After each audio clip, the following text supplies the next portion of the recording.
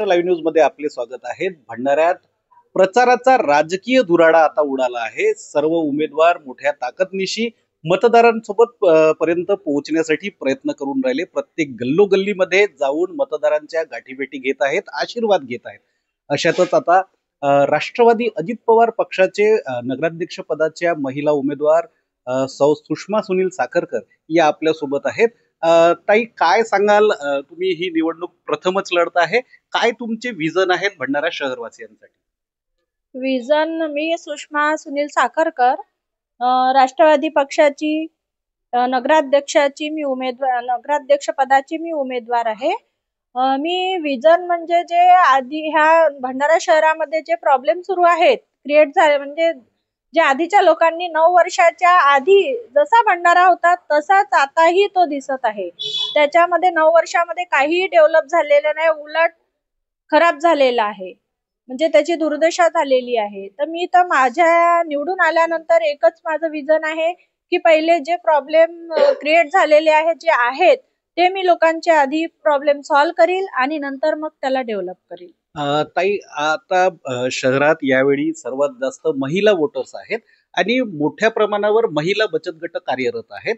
तर महिलांसाठी काही तुम्ही छोटे लघु उद्योग किंवा अशा काही तुमच्या योजना मनामध्ये आहेत का, आणि त्यांच्या उभारणीसाठी काय प्रयत्न करणार?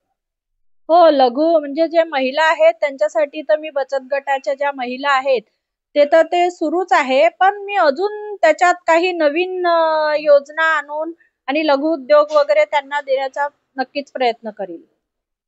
मोठ्या प्रमाणावर शहरातील रस्ते, सार्वजनिक रस्ते खोदले गेलेले आहेत, नाल्या आहेत पण नाल्यांवर झाकणं नाही, त्यामुळे लोकांच्या आरोग्यावर सुद्धा मोठा परिणाम पाहताना यावेळी दिसून येतो। काय याच्यासाठी तुमचं नियोजन असणार आहे, काय सांगाल तुम्ही याविषयी? नियोजन तर मी निवडून आल्यानंतर जेव्हा मी नगर परिषद मध्ये बसेल पदावर, त्याच्यानंतर, कारण मी पहिल्यांदाच या क्षेत्रात आल्यामुळे मला तेवढी काही त्याचा अनुभव नाही राजकीय क्षेत्राचा, पण माझ्या ह्याच्यानी जेवढा प्रयत्न करता येतील तेवढे मी करील। माझे मिस्टर गेल्या 15 वर्षापासून ह्या क्षेत्रात आहेत आणि 20 वर्षापासून ते राष्ट्रवादी काँग्रेसमध्ये कार्यरत आहेत। त्यांना अनुभव आहे, त्यांचा मी सल्ला घेऊन त्यांना विचारून त्यांचे अनुभव आम्ही दोघं बसून, आणि जे राष्ट्रवादी पक्षाचे जे मोठे कार्यकर्ते आहेत माननीय प्रफुल्लभाई पटेल यांचा मी म्हणजे विचार त्यांचे घेऊन मग मार्गदर्शनाखाली त्यांच्या आम्ही काम करू, आणि जिथे प्रफुल्लभाई पटेल आहेत तिथे नक्कीच विकास होईल असा माझे मिस्टर सुनील साखरकर आणि माझाही दोघांचा त्यांच्यावर खूप खूप विश्वास आहे।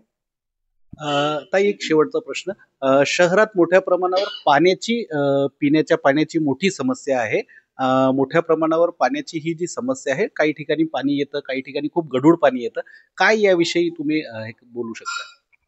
गढूळ पाणी याच्यामुळे येत आहे की जे रस्त्याचे काम सुरू आहे, रोडचे, गटर लाईनचे, पाईपलाईन, पाण्याचे जे नवीन पाईपलाईन योजना आली आहे त्याच्यामध्ये जे रोड खड्डे खोदत आहेत कामगार, तर त्याच्यामध्ये ते पाईप फुटल्या जात आहेत। त्याच्यामुळे पुष्कळ ठिकाणी त्या पाईपामधून नालीचं पाणी नळापर्यंत येत आहे। तर आम्ही जेव्हा निवडून आल्यानंतर नक्कीच प्रयत्न करू की लोकांना शुद्ध पाणी मिळावं, अशी मी नक्कीच प्रयत्न करेल। नक्कीच अत्यंत चांगले विजन त्यांचे भंडारा शहरवासियांसाठी आहेत।